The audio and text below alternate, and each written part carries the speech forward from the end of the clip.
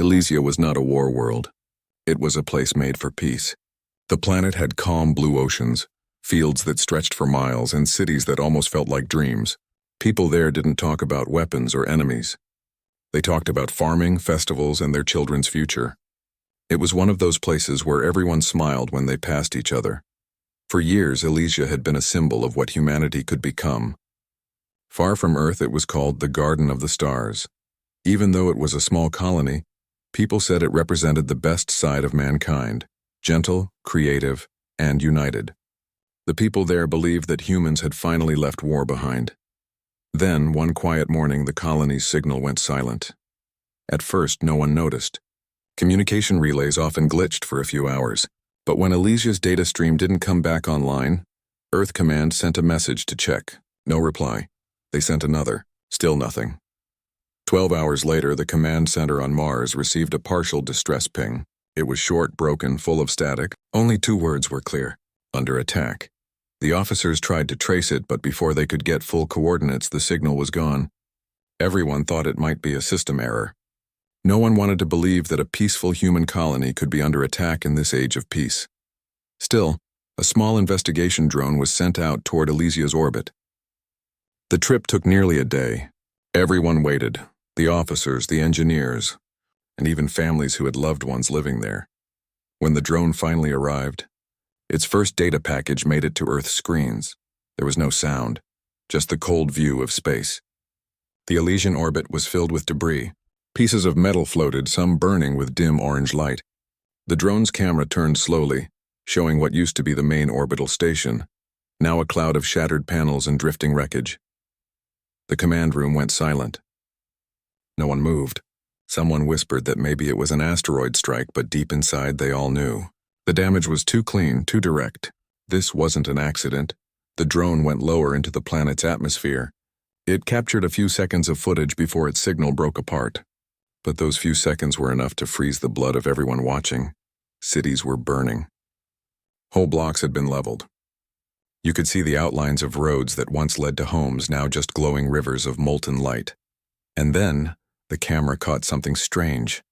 A huge pattern burned into the soil near the largest city. At first, they thought it was just ruins forming a shape. But when they zoomed in, they saw the clear lines of symbols. Alien symbols. Unknown, curved, sharp, written across an entire valley. A second later, the feed went dark. The drone was gone. That night, every major network on Earth replayed those few seconds again and again. The burning cities, the alien markings, the silence afterward. People cried in front of their screens. Some refused to believe it was real. Others screamed that it was humanity's fault, that humans had expanded too far, too fast. But most of them just felt numb.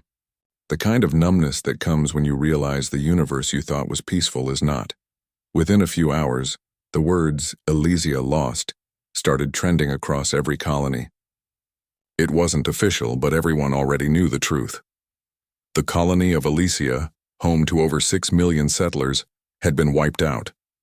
News anchors tried to stay calm, but their voices shook. Scientists appeared on broadcast saying maybe it was an unknown natural disaster. Some politicians promised to find answers. But when the images of those symbols were shown, the truth couldn't be hidden anymore. This was an attack. Someone somewhere had chosen to destroy humans. Families gathered in homes and shelters, waiting for updates. Some stared at the stars, whispering the names of loved ones they knew they'd never hear from again. Children asked their parents who had done it, and the adults didn't have an answer.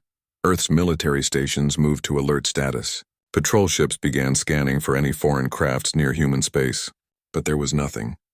Whoever did it had vanished like ghosts. For the first time in centuries, humanity felt fear of something beyond its reach. In the following days, the silence became heavier. The space around Elysia turned into a graveyard of ash and twisted metal. Rescue ships sent to check for survivors came back empty. Not even a distress beacon remained. One of the rescue captains reported seeing strange scorch marks across the remaining surface, patterns too organized to be random. He said they looked like warnings. When Earth Command gathered their best linguists to study the alien markings, they made one chilling discovery.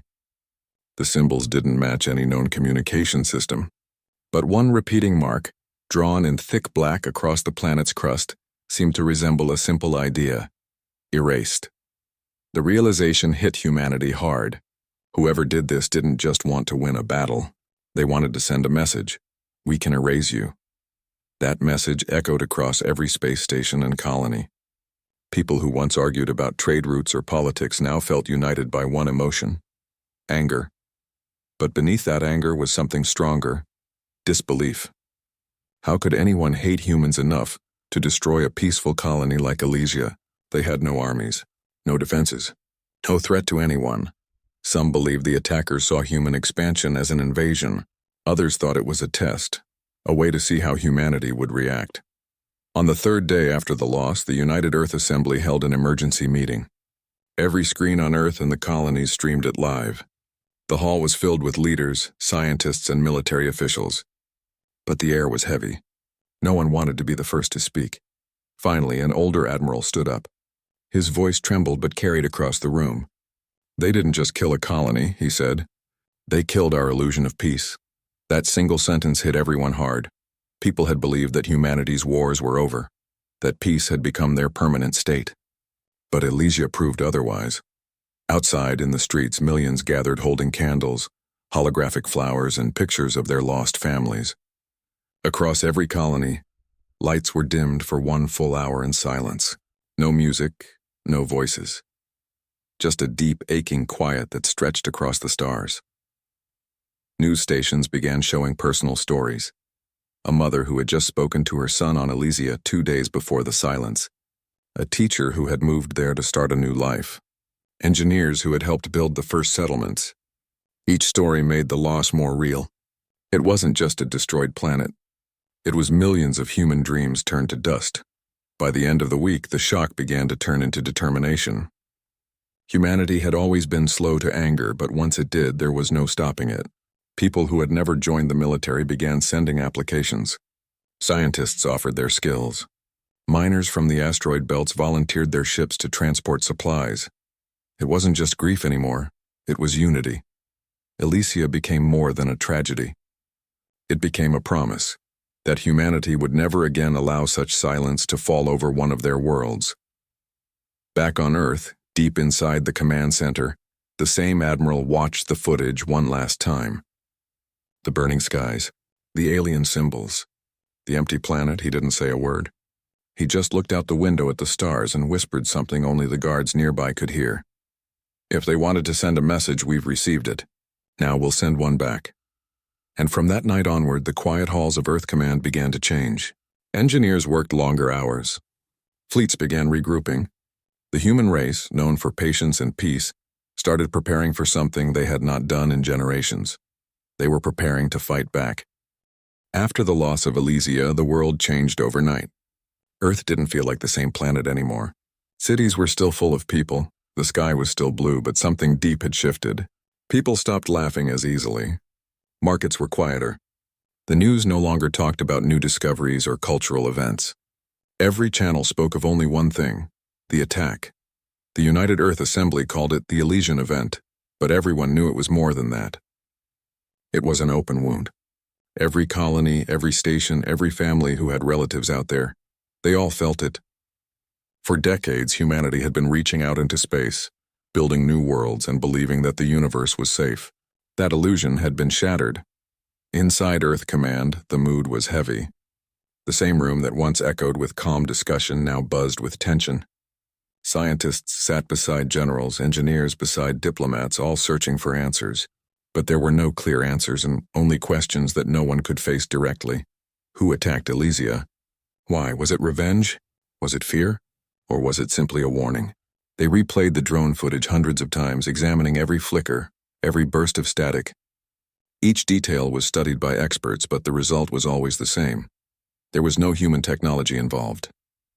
The weapon signatures were alien, precise, and far beyond anything humanity had seen before. The markings left on the ground, the ones shaped like symbols, became an obsession for many. Linguists, historians, even artists tried to decode them. After weeks of work, they agreed on only one thing: those symbols were not random. They were meant to be seen, and their meaning, though still unclear, carried something cold, like a message that said, "You are not welcome." When this news reached the colonies, Panic began to spread.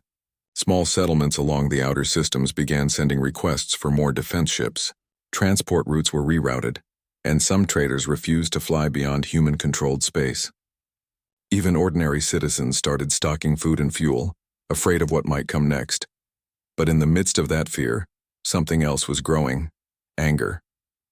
It wasn't loud or violent. It was quiet, steady, and it spread through people like a rising tide. Humanity had lost many things in its history: land, lives, hope. But never before had an entire world been taken from them without warning. The United Earth Assembly met again, this time in emergency session. The leaders of every major colony joined through hololinks. No one smiled. Some sat in silence while others demanded action.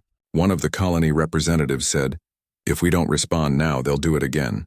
Another shouted, "We can't rush into war without knowing who they are." The debate went on for hours. Some called for peace, others for strength. But the truth was, no one trusted peace anymore. By the end of that long meeting, a decision was made, quietly, without public announcement. Humanity would prepare for war. It wasn't called that in the official documents. They used words like defensive readiness and emergency mobilization, but everyone knew what it meant. Earth shipyards, long used for trade and exploration vessels, were ordered to shift to military production. Every outer colony with a working factory was told to assist. The mining fleets orbiting Saturn were redirected to harvest raw materials for armor plating. Soon the stars above the solar system were filled with the glow of construction engines. Massive dry docks came alive again, places that hadn't built warships in generations. Engineers worked day and night, sleeping beside their workstations. Entire cargo stations were turned into makeshift shipyards. On Mars, an engineer wiped metal dust from his face and said to his team, "We're not building ships. We're building graves for anyone who tries this again." That kind of determination was everywhere. On Earth, the government broadcast a message of unity. They didn't say the word revenge, but everyone heard it in their tone. They spoke about peace through strength, about protecting the future, about not allowing fear to rule humanity. Yet behind those careful words, people could sense something deeper: a promise. Families of those lost on Elysia began forming support groups. But these weren't just places for tears. They were where ideas spread. People volunteered to help the military, not because they loved fighting, but because they couldn't forget what had been taken from them. Even young students in schools began learning about strategy and space defense. On social networks, a phrase began to appear over and over again: "For Elysia." It became more than a slogan. It became a symbol of shared pain and purpose. In one of the large orbital stations near Earth, a group of officers gathered around a holo map showing the known parts of the galaxy. Their leader stood quietly, looking at the outer regions where Elysia once existed. He didn't need to say much.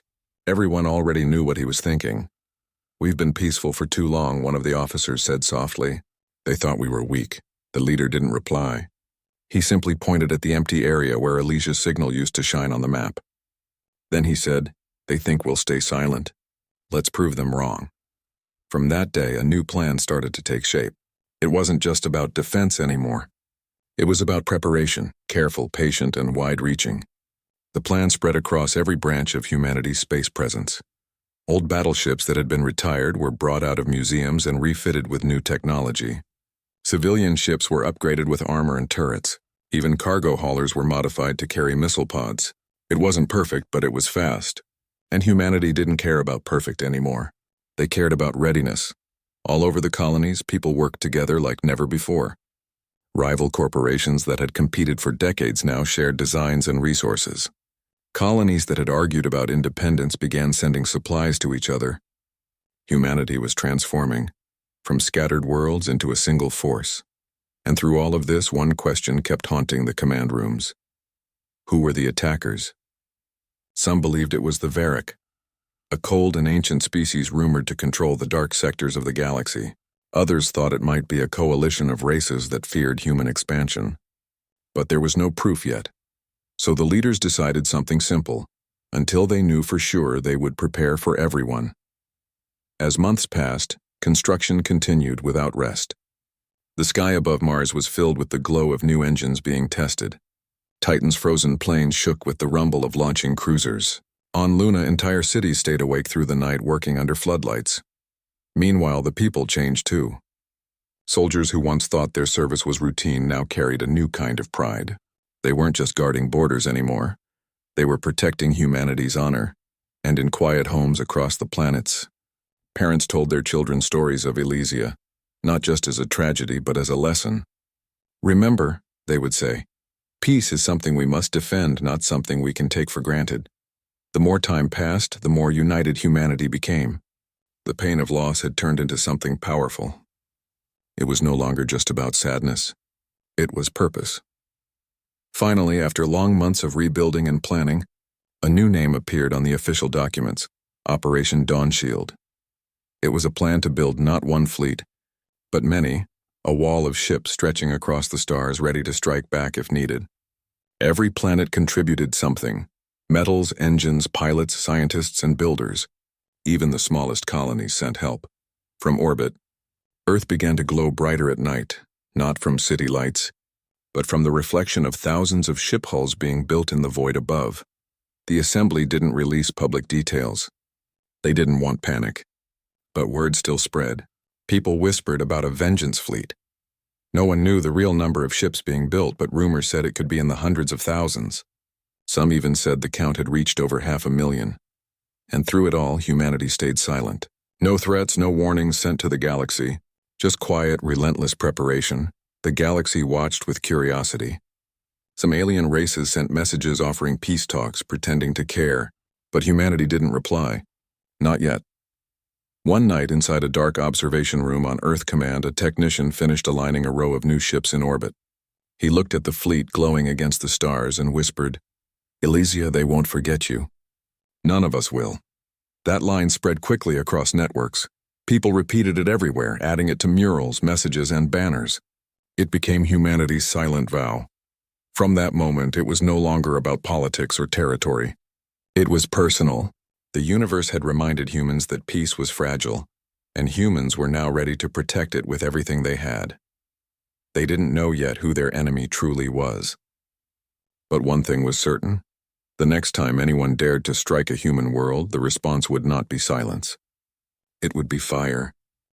Months passed after the attack on Elysia, but the memory of that lost world never faded. Even though people went back to their daily routines, working, studying, raising families, the shadow of what had happened hung over everything. Whenever someone looked up at the night sky, they didn't see beauty anymore. They saw danger. The stars no longer looked like destinations of hope. They looked like places waiting to test humanity's strength. Every few days, news channels showed more updates from the United Earth Assembly. They spoke about construction progress, new defense projects, and scientific advancements. But what they didn't say out loud was what everyone already knew. Humanity was preparing for something big. The quiet peace between planets was gone. In its place was a determined, heavy silence, the kind that comes before a storm. The people had started to change. Across the colonies, normal citizens began volunteering for military service in numbers no one had seen before. They came from every background: miners, students, scientists, engineers, and even artists. They didn't come for money or fame. They came because they had lost something. Some lost family on Elysia. Others lost their sense of safety. Some had simply seen enough pain to know that doing nothing was no longer an option. The training stations were full. Even those too old or too young to fight tried to help in any way they could. Factory workers stayed up all night to finish ship parts. Farmers donated food for soldiers. Scientists built new shields and propulsion systems. Humanity was becoming something it had never been before: united.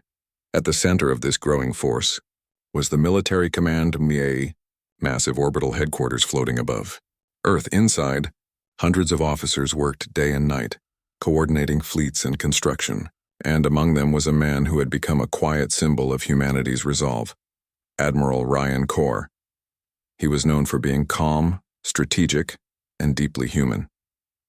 He had served for decades through peaceful times when no one believed war would ever return. But when Elysia fell, he stopped smiling. He didn't give long speeches. He didn't show anger. He simply started working, harder than anyone. Every day he walked through the shipyards personally, inspecting the progress. Workers respected him because he treated everyone as equals. When someone asked him what kind of fleet he was building, he said softly, "Not a fleet of soldiers, a fleet of souls." That phrase spread quickly. People began calling it the Fleet of Souls, because everyone working on it believed that the spirits of the lost Elysian colonists guided them. Every ship built was named after a family, a town, or a person from that world. It became a tradition. Before a new ship launched, the crew would gather on the flight deck, stand in silence, and read the names engraved inside the hull. Some would whisper prayers. Others would just stand quietly, feeling the weight of what they were about to do. The media caught wind of these moments and began broadcasting them. Across Earth and the colonies, people watched as new ships took flight, glowing silver under the stars. They weren't just machines anymore. They were symbols of unity, of memory, and of strength. Operation Dawnshield had turned into something far larger than the government had planned. It was no longer a simple defense program. It had become a human movement, a promise to never again be silent in the face of destruction. Factories that once built luxury transports now produced war engines. Mining fleets in the asteroid belts changed their routes to deliver metals directly to shipyards. Entire cities on Mars glowed red at night from the heat of their forges. Even children helped, writing messages for the crews, painting flags, and sending digital letters filled with words like, "For Elysia," and "Bring them home." But while the people were united, the leaders faced pressure. Some voices in the assembly worried about going too far. They argued that humanity didn't even know who the enemy truly was yet. But others said waiting was too dangerous. "If we wait," one of them said, "we give them time to strike again."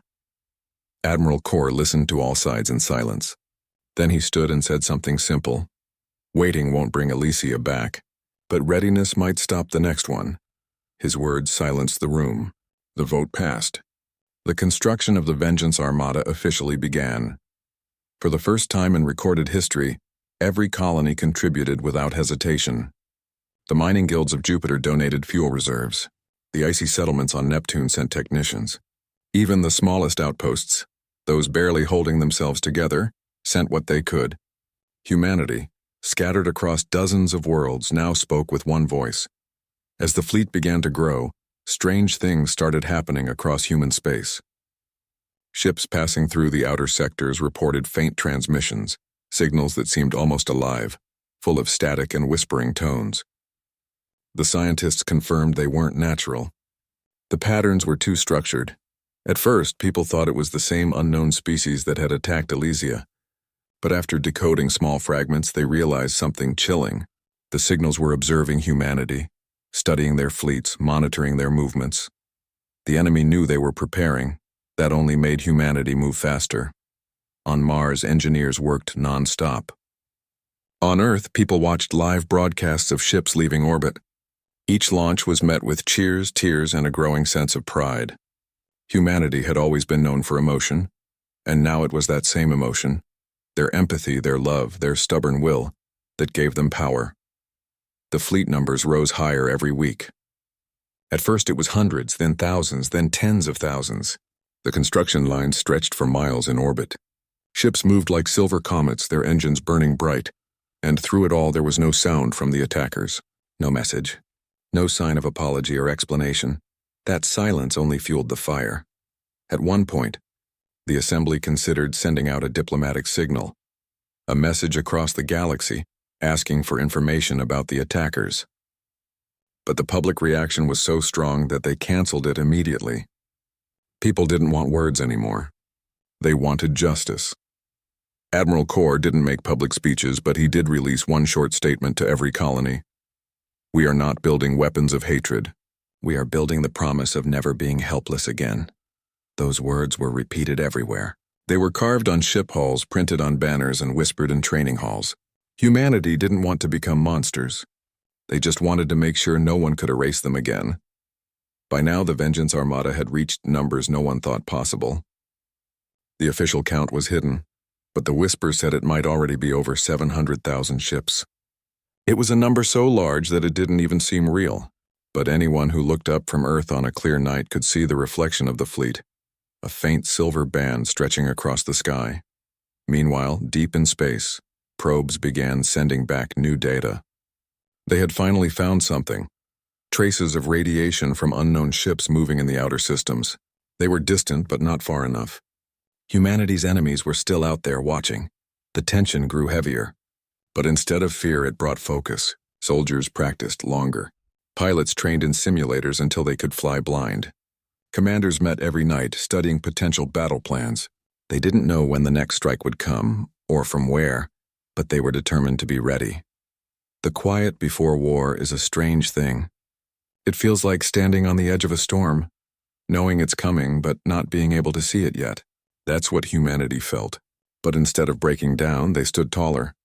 Admiral Kor often looked out at the stars from his command bridge. The glow of the fleet reflected in his eyes.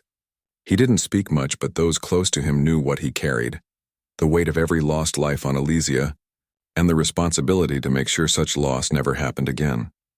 Sometimes he would walk through the lower decks of the shipyards, talking to workers and pilots. They respected him not for his rank, but because he was one of them, a man who had known peace and now was preparing to defend it. When one young pilot asked him, "Do you think we'll win?" he replied softly, "We don't fight to win. We fight so there will still be a tomorrow." That answer spread across every colony. People printed it on walls, shared it in messages, and wrote it on the sides of ships. It became the new motto of the fleet. And so humanity waited, not in fear but in determination. The stars above were full of ships now, each one alive with purpose. Every heartbeat of the engine seemed to echo a promise. For Elysia. For tomorrow. For all of us. The silence from the enemy continued, but soon that silence would break. And when it did, humanity would be ready. Not just with weapons, but with willpower stronger than any force in the galaxy. Because when one world was taken from them, humanity didn't fall apart. They stood together, and now the galaxy would learn what that unity truly meant. The fleet kept growing, and the stars around Earth began to look different.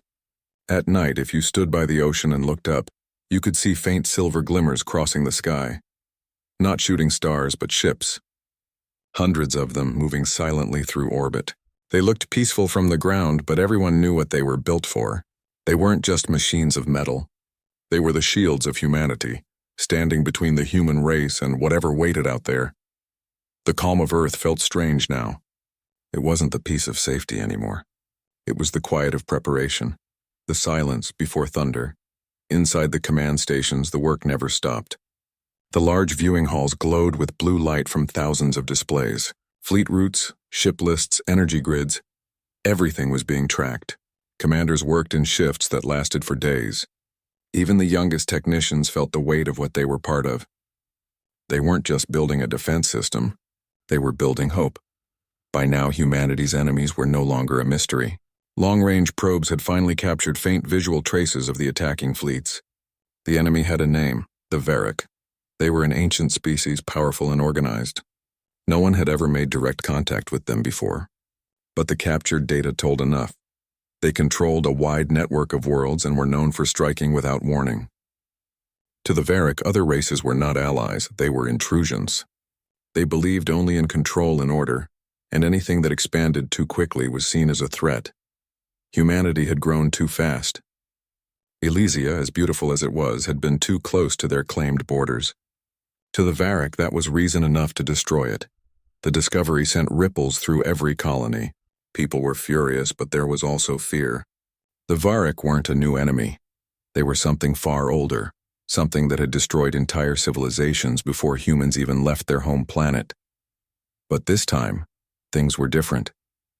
The Varric had underestimated the one thing that made humans dangerous, unity born from pain. As more details came in, Admiral Ryan Kor gathered his senior officers in the central briefing chamber.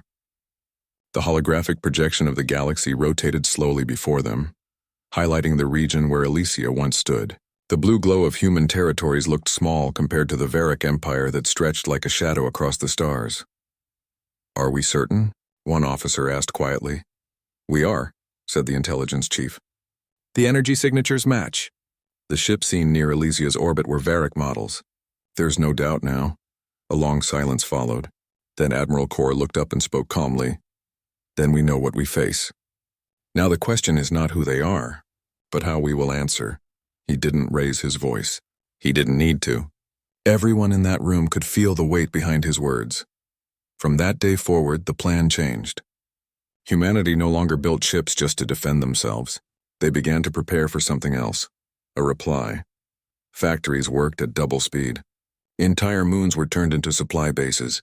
Scientists developed new forms of armor and faster drives. Even the entertainment network stopped showing dramas and sports. Instead, they showed documentaries about unity, courage, and the will to stand strong. Everywhere the same phrase appeared again and again. For Elysia. The Varric still hadn't attacked again, but small signs of their presence appeared along the edges of human space. Scout ships reported faint energy trails and unknown signals that disappeared when approached. It was like the Varric were watching, testing, waiting. But humanity didn't wait anymore. In one of the largest shipyards orbiting Titan, workers finished constructing one of the flagship dreadnoughts. It was the size of a small city, coated in dark silver plating and armed with technology that had never been used before. Its hull bore no official name, only words engraved into its metal before the final sealing, for the lost. When the ship powered up for the first time, the light from its engines painted the sky red. Workers stopped what they were doing, turned toward it, and began clapping slowly. That moment was broadcast live across every colony. People watching cried, cheered, or simply whispered to themselves. This was the beginning of something greater than revenge. It was survival. Meanwhile, deep in space, humanity's hidden probes began gathering new data on the Varric's movements. What they found was both terrifying and strange. The Varric fleets were not mobilizing for a full-scale war. Instead, they seemed calm, confident even. They didn't believe humans would dare fight back. To them, humanity was a young species that relied too much on emotion, too little on logic. The alien commanders underestimated one simple truth. Humans had learned from every battle in their history. Every war, every loss, every failure had built them into what they were now, a species that refused to bow. In private, Admiral Kor studied the data late into the nights. His aides often found him standing in front of the observation window looking at the stars. He didn't smile, but his eyes carried a kind of quiet fire. One officer once asked him what he was thinking, and he simply said, "They think we're not ready. They're wrong." As weeks turned into months, the preparations continued. The number of ships grew to a level that even the most optimistic projections hadn't predicted. 700,000 vessels, carriers, cruisers, destroyers, and smaller fighter escorts, now filled the registers. The human fleet had become so massive that its communication network alone required entire planets to maintain. And still, the public didn't know the full scale of what was happening. The government kept most of the details secret, but rumors spread, whispers of something big, something unstoppable. Some called it the human wall, others called it the silent storm. Across the outer colonies, people began painting the same emblem on their ships, a single burning star over a dark circle. It meant Elysia lives. It became the mark of unity, carried on every fleet banner and every pilot's armor. At the same time, the Varric grew uneasy. Their patrols near human space reported strange readings, massive energy fields forming where there used to be none. But the human networks were closed off. They could not be scanned, could not be understood. It was as if the humans had gone dark. In truth, they had. The entire fleet's communications were switched to silence mode. Not a single signal escaped their networks. To the rest of the galaxy, it looked like humanity had vanished into hiding. No broadcasts, no responses, no announcements. Only silence. But inside that silence, humanity was planning something extraordinary. Under Operation Dawn Shield, a new directive was sent to every fleet leader.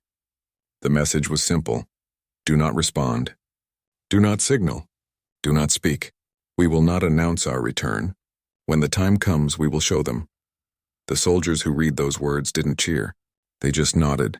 Every one of them knew what it meant. When humanity replied, it wouldn't be with words.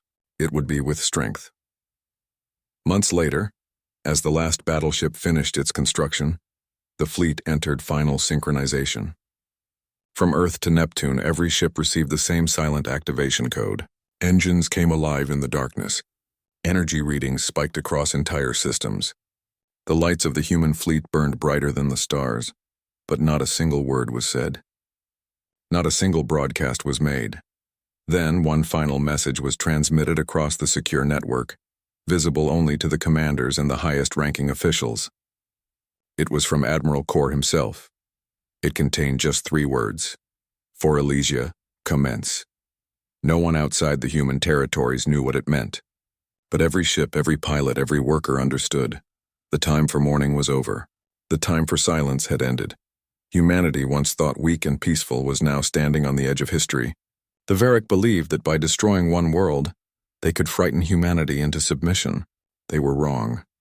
In destroying Elysia, they had awakened something far greater, a united species that refused to forget. And now, as 700,000 ships drifted silently toward the borders of the Varric Empire, the stars themselves seemed to hold their breath. The storm had been gathering for a long time. Now it was ready to break. The dark side of Jupiter glowed faintly as the massive fleet assembled behind it. Hundreds of thousands of ships floated in formation, silent and still, like a wall of steel and light waiting for a single word. From a distance, they looked like a star cluster that had forgotten to move. Each ship's hull shimmered with cold energy, their engines dimmed to minimum to hide from scanners. Inside those ships, millions of humans sat ready. Pilots checked their systems. Engineers ran final diagnostics, and soldiers stared at the black void outside, thinking of the homes and faces they had left behind. The silence wasn't peaceful, it was heavy. It felt like the whole universe was holding its breath.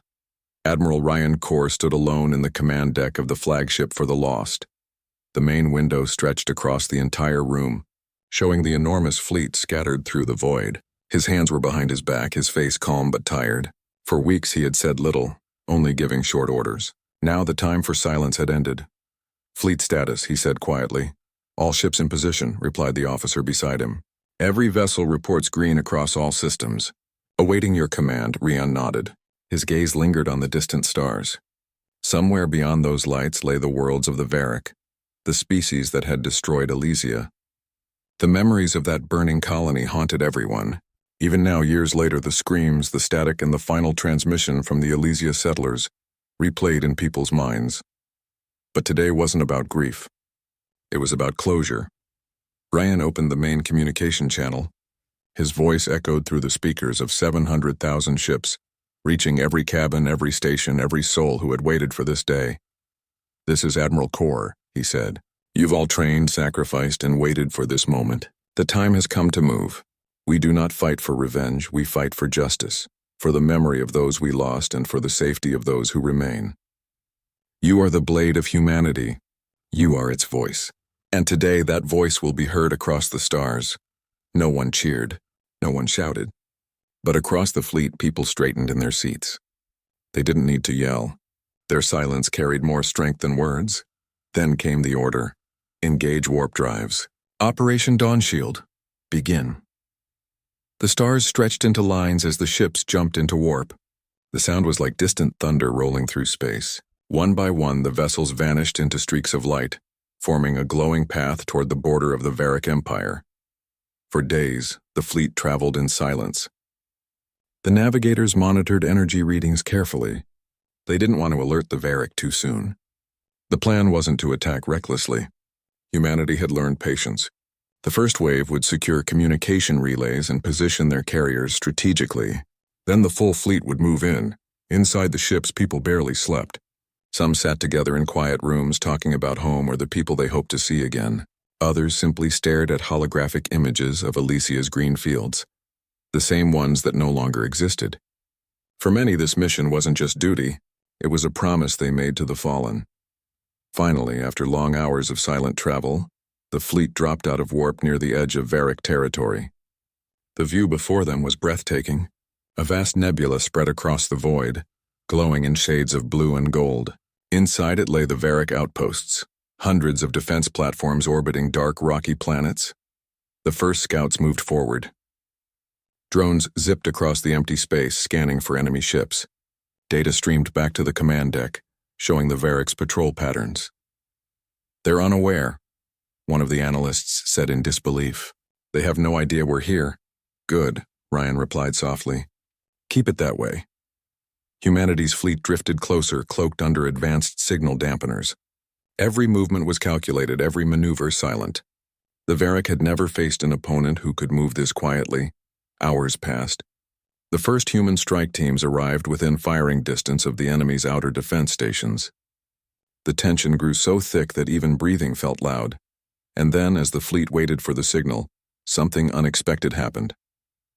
A Varric scout ship suddenly appeared out of the nebula. Its sensors flared to life, locking onto the nearest human vessel. For a split second, both sides froze. Then the alien ship began to transmit an emergency signal. "They've seen us," the communication officer said urgently. Rian didn't hesitate. Fire. A beam of white energy flashed across the darkness, hitting the Varric ship before it could complete its transmission.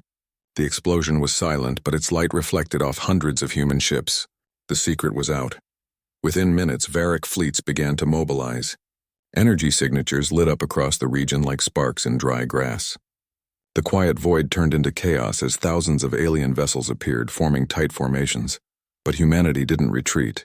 The silent fleet that had waited in darkness for years now unleashed its fury. "Launch all wings," Ryan ordered. "No half measures. This is it." The black space came alive with motion. Fighters darted between cruisers. Bombers streaked toward the enemy lines, and carriers released waves of drones that looked like silver rain. The soundless void filled with flashes of light and fire. The first human missiles tore through Varric shields, breaking their formations. Inside the human ships, the crews worked like one living machine. Commands flowed smoothly. Every second counted. No one panicked. They had prepared for this day with unshakable discipline. The Varric fought fiercely. Their technology was ancient and powerful. Their plasma cannons lit up the nebula, sending waves of destructive energy through the void. Whole human squadrons vanished in seconds. But for every ship that fell, 3 more advanced. From the flagship, Ryan watched the battle unfold in silence. His expression didn't change, but his heart pounded. This wasn't a simple battle. It was the test of everything humanity had built. "Target their command node," he ordered. "If we break their coordination, the rest will scatter." Dozens of dreadnoughts adjusted their aim, focusing their cannons on a massive Varric control station at the heart of the enemy fleet. The moment they fired, space itself seemed to tremble. The beams of pure light cut through the darkness and struck the command node directly. A blinding flash followed. When the light faded, the station was gone, vaporized. The Varric formation wavered. Their ships began to break apart, retreating in confusion. A deep hush followed inside the human flagship. For a moment, no one moved. Then one of the officers whispered, "They're running." But Ryan didn't celebrate. He knew this wasn't the end. This was only the first engagement. "Hold the line," he said. "We push no further until all losses are recovered." The first battle of Dawn Shield had ended in victory, but at a cost. Thousands of human lives were lost and dozens of ships burned silently in orbit. Rescue teams moved quickly, pulling survivors from damaged vessels. In the med bays, doctors worked tirelessly, their hands trembling from exhaustion. Despite the losses, a strange calm filled the fleet. The impossible had happened. Humans had faced the Varric and survived. More than that, they had won. Across the communication channels, short messages of relief spread quietly. "For Elysia." Those words echoed through the damaged corridors, across the decks and into the hearts of everyone still standing. As repairs began, Ryan returned to the main observation window. He looked at the broken enemy ships drifting among the stars. He knew this victory would shake the galaxy. The Varric would never forget this defeat. They would regroup. They would strike harder. But now, the fear that had once belonged to humans had changed sides. For the first time in history, the Varric knew what it felt like to be afraid. On Earth, the first reports reached the public. People flooded the streets, crying, embracing, shouting the same 3 words that had united them all. For Elysia. But deep in the Admiral's mind, he knew this was only the beginning. The full power of the Varric Empire had yet to awaken. This first wave was merely a shadow of what was coming. Still, humanity had proven something that could never be taken back. They had faced an ancient enemy and stood their ground. And as the fleet floated silently amid the glowing debris, the stars reflected in every broken hull like the eyes of those who were lost, watching, waiting, proud. The silence returned, but this time it wasn't heavy. It was peaceful. Because now humanity's silence carried a promise that the Varric would never forget. The war had only just begun. The battle at the edge of the Varric border had ended, but the universe was far from quiet. Wreckage from both sides drifted silently through the dark. Fires burned in the vacuum, flickering against the backdrop of distant stars. Human rescue. Teams moved among the debris, pulling out escape pods, repairing damaged ships, and honoring the fallen. The first wave had been a victory, but it had come with a price. Thousands of families would never see their loved ones again. Inside the ships, the halls were filled with quiet faces, tired, grieving, but unbroken. Admiral Ryan Corr stood once again in the command center of For the Lost. The light from the holographic displays cast pale shadows across his face. Around him, his officers waited for orders. None of them smiled. They all knew what was coming next. Reports were coming in from the deep space sensors. The Varric were mobilizing. Not just one or two fleets, the entire empire. Hundreds of thousands of their ships were leaving their home sectors, forming massive lines across the stars. It was clear now. The Varric had underestimated humanity once, but they wouldn't make the same mistake again. Ryan studied the data in silence. The scale of the enemy's response was staggering. For a long time, no one spoke. Then finally, one of the officers broke the silence. "If they're bringing everything they have," he said quietly, "how do we win this?" Ryan didn't look away from the screen. "We don't have to win everything," he said. "We just have to survive long enough for them to see what we are." His words carried through the room like a calm wave. Everyone understood what he meant.